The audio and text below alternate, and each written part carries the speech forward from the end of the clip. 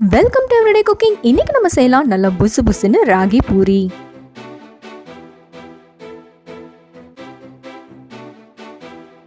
இதுக்கு ஒரு கப் அளவுக்கு கோதுமை மாவு எடுத்துக்கலாம்.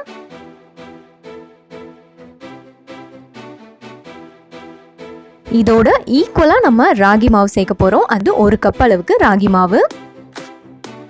இதுக்கு தேவையான அளவு உப்பு, தேவையான அளவு தண்ணி ஊற்றி நல்லா சாஃப்டான மாவா செய்யணும்.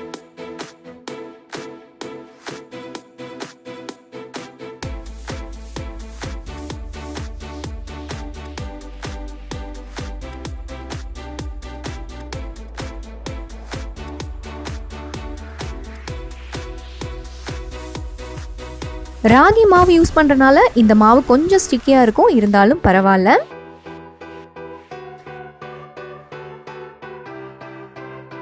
இதோ நல்லா பிசைஞ்சாச்சு பாருங்க, நல்லா சாஃப்டா இருக்கு. இப்போ இதை ஒரு அரை மணி நேரம் மூடி போட்டு நல்லா ஊற விடலாம்.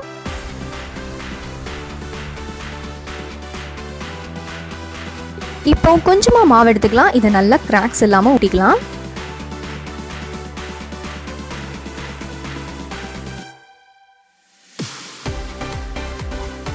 இப்போ ஆயில் தடவி இதை உருட்ட ஆரம்பிங்க.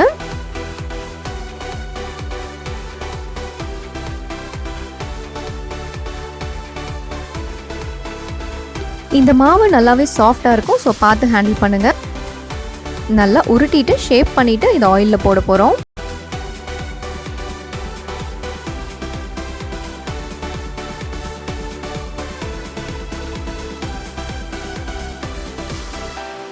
இதோ உருட்டியாச்சு. அடுத்ததான் ஆயிலில் போட வேண்டியதுதான்.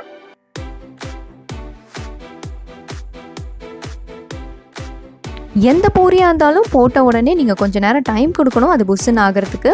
இதோ நல்லா புஸ்ஸுன்னு ஆயிடுச்சு. இப்போ திருப்பிக்கலாம்.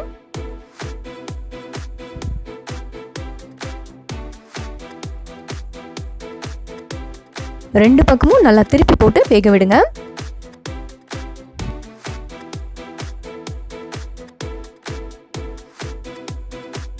இதோ பூரி சூப்பராக கலர் சேஞ்ச் ஆகி ரெடி ஆயிடுச்சு. இப்போ நம்ம இதை எடுத்துடலாம்.